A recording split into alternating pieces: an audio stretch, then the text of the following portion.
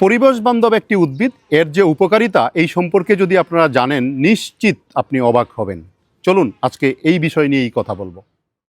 আপনারা দেখতে পাচ্ছেন আমি রসালো একটা উদ্ভিদের পাশে বসে আছি। এটাকে বলা হয় ফণিমনসা।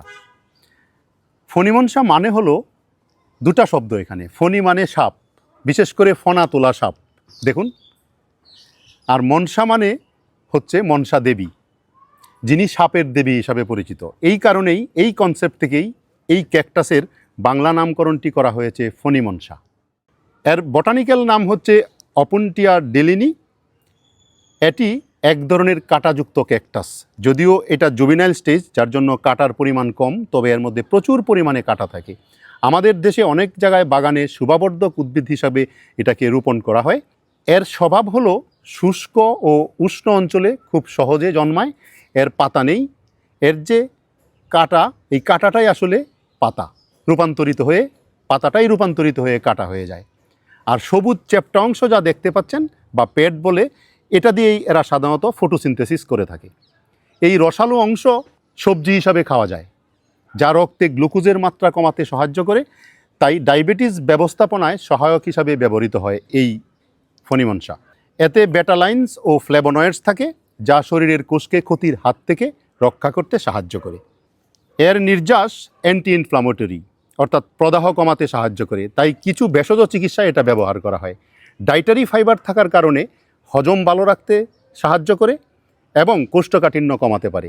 ত্বকের তারুণ্য ধরে রাখতেও এটা বেশ সাহায্য করে। এই ক্যাকটাস থেকে প্রাপ্ত জেল ত্বকে লাগালে ত্বকে একটা শীতল অনুভূতি দেয় এবং ত্বক আর্দ্র রাখতে সাহায্য করে। তবে যদি ত্বকে এর জেল লাগানোর পরে সেন্সিটিভিটি হয়, সংবেদনশীল ত্বক হয়, তাহলে এটা না ব্যবহার করাই উচিত। কাঁটা খুবই সূক্ষ্ম ও ধারালো, ধরার সময় সাবধানে ধরতে হবে। তবে এটা যদি কেউ অতিরিক্ত খেয়ে ফেলে তাহলে পেটের সমস্যা হতে পারে। সরাসরি ব্যবহার করার আগে ভালোভাবে পরিষ্কার করা জরুরি।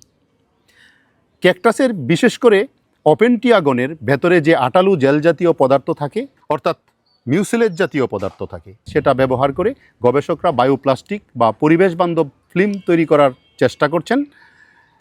ক্যাকটাসের পেড, এই যে দেখা যাচ্ছে অংশটা, এটা থেকে যে জেল বের করা হয়, সেই জেলকে শুকিয়ে অন্য উপাদানের সাথে, রাসায়নিক উপাদানের সাথে মিশিয়ে পাতলা শীট তৈরি করা হয়। এবং এগুলো স্বাভাবিক প্লাস্টিকের মতো শক্ত না হলেও ব্যবহারের পর সম্পূর্ণ বায়োডিগ্রেডেবল। সুতরাং এটা পরিবেশ বান্ধব প্লাস্টিক আমরা চাইলে এটা থেকে উৎপাদন করতে পারি। যদিও এই প্রযুক্তিটা এখনও গবেষণার পর্যায়ে রয়েছে, সীমিত পর্যায়ে এর ব্যবহার হয়েছে এবং বাণিজ্যিক